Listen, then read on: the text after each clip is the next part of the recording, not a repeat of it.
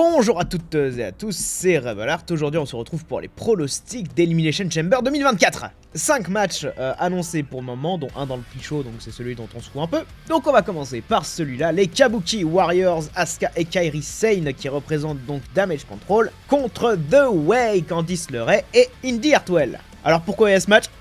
D'un côté, c'est bien que enfin il y a un match de pay-per-view pour les titres par équipe féminin parce qu'ils en ont besoin. Aucun doute que le match sera bien parce que Asuka, Kairi Sane, Candice LeRae et Indi Hartwell sont très bonnes sur le ring. Maintenant, c'est vraiment le match, bon, voilà, ça arrive quoi. Elles sont présentes.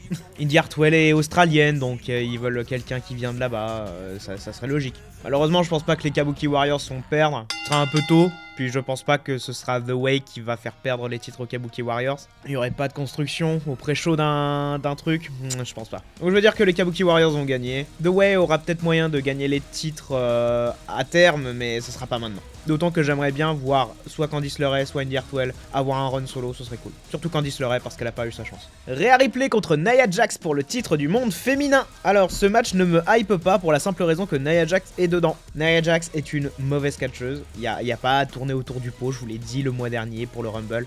C'est une mauvaise catcheuse et Rhea Ripley pourra faire ce qu'elle voudra sur le ring. Rien ne changera le fait que Nia Jax est mauvaise.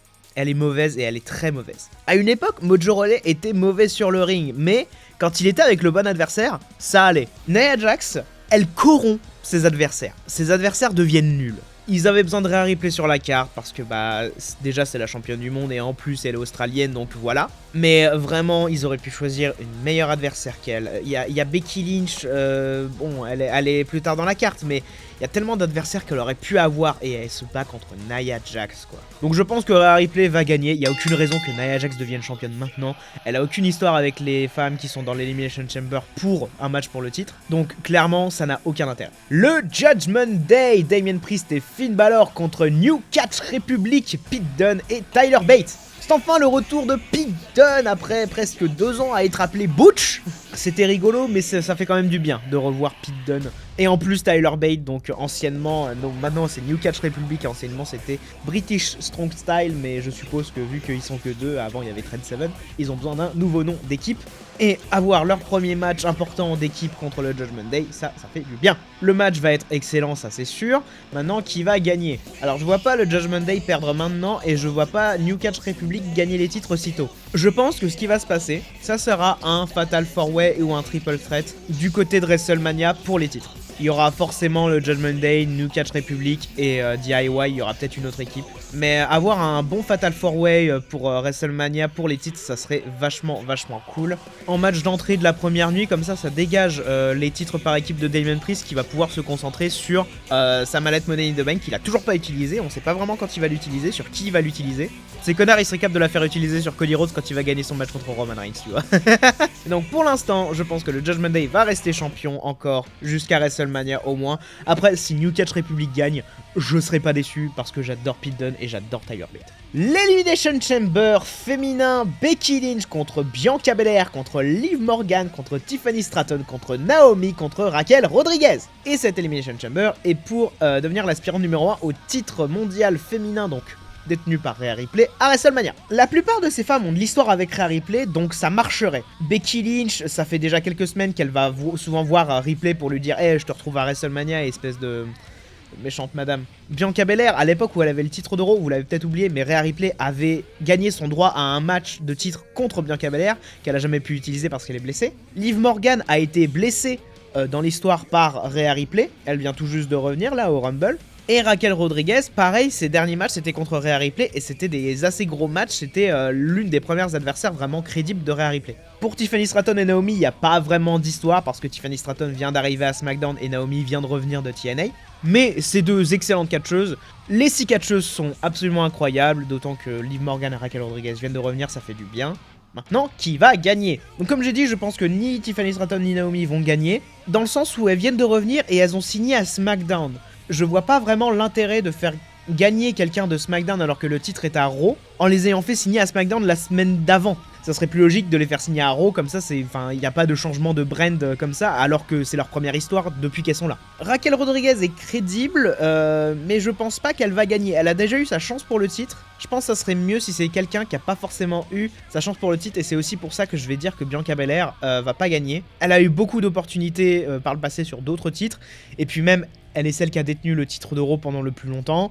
Clairement, Bianca Belair a pas à rougir de sa réputation, elle est absolument géniale. Ne pas gagner l'Elimination Chamber pour la deuxième fois en plus, ça va pas l'handicaper. Ce qui nous laisse Becky Lynch et Liv Morgan. Liv Morgan est la runner-up du Rumble 2 ans d'affilée, dont celui où Rhea Ripley a gagné. Elle est en rivalité contre Rhea Ripley depuis qu'elle l'a trahi. Donc clairement, il y a de l'histoire à faire avec Liv Morgan, d'autant qu'elle est devenue un peu plus sérieuse dans son personnage, et ça, je kiffe. Mais de l'autre côté, Becky Lynch est une main eventeuse assez présente et assez, quand même, crédible. Le truc, c'est que je pense que si Becky Lynch gagne, elle va pas forcément gagner le titre à WrestleMania, et donc ça me titille, tu vois. S'ils réussissent à rendre encore plus crédible Rhea Ripley en la faisant gagner contre Becky Lynch à WrestleMania, ça serait vachement cool. Mais est-ce qu'ils vont partir sur cette direction, ça je sais pas. C'est la première chamber de Becky Lynch, Liv Morgan en est à sa 4ème. Je pense que Becky Lynch va gagner. C'est pas frustrant de voir Becky Lynch à ce stade-là gagner un match aussi important que l'Elimination Chamber et gagner un match de titre, parce que contrairement à Charlotte Flair, bah, ça fait un moment qu'elle est pas dans des matchs pour les titres.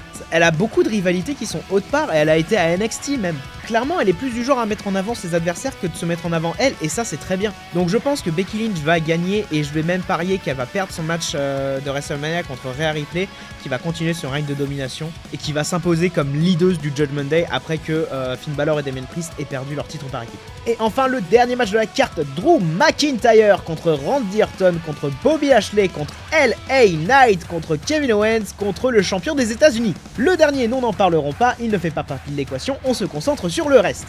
Dans un premier temps, un truc assez rigolo, il n'y a que Drew McIntyre qui fait partie de Raw, alors que le match est pour le championnat poids lourd de Raw, ce qui est assez drôle. Truc qui est rigolo aussi, c'est que du coup, uniquement Drew McIntyre a de l'histoire avec Rollins. Ce qui du coup est vachement bizarre parce que ça fait que seul lui est crédible pour gagner, et c'est on parie, Drew McIntyre va gagner. C'est dommage qu'ils aient pas réussi à construire d'autres candidats crédibles au titre poids lourd. Mais après, qu'on s'entende, si Randy Orton, Lashley, Knight ou Owens gagnent, je serais très content. Mais ce serait pas logique. D'autant que Drew McIntyre, ça fait un moment qu'il attend son opportunité, enfin une vraie opportunité au titre poids lourd. Là maintenant qu'il y aura plus la Bloodline, là maintenant qu'il y aura plus de distraction extérieure, à WrestleMania, il a enfin son match de titre, et ce serait bien qu'il le gagne cette fois, à WrestleMania, devant du public. McIntyre a déjà subi tant de trucs, ça serait cool que il ait sa chance. Et pour moi, enfin, il n'y a pas d'autre solution. Du coup, c'est bête, je peux pas extrapoler dessus. Parce que pour moi, il n'y a qu'une seule vraie solution, et ça serait cool. Après, si LA gagne, je suis pas fâché, tu vois. Mais pour moi, c'est d'autant plus logique de par le fait que Drew McIntyre est heel. Randy Orton tourne plus du côté face, même Bobby Lashley tourne plus du côté face, LA pareil, Kevin Owens pareil. Donc vraiment, c'est le seul qui est crédible pour se battre contre un Rollins face qui a Raw plutôt que les autres. Donc c'est un peu anticlimatique comme fin de pronostic, mais ouais, pour moi, Drew McIntyre gagne, il n'y a pas d'autre solution. Et d'un côté, c'est très bien comme ça, même si on aimerait un peu plus de suspense. C'est tout pour les pronostics d'Elimination Chamber 2024, j'espère qu'ils vous auront plu. Si vous ont plu, vous pouvez mettre un petit pouce bleu, ça fait plaisir, pour vous abonner, ça fait encore plus plaisir. Vous partager parce que j'aime m'étendre vers d'autres horizons. Besoin d'un doublage, d'une voix off, n'hésitez pas, mes réseaux sociaux sont présents dans la description et je suis toujours disponible pour ce genre de choses. En attendant la prochaine, je vous souhaite un excellent week-end de catch. Bye.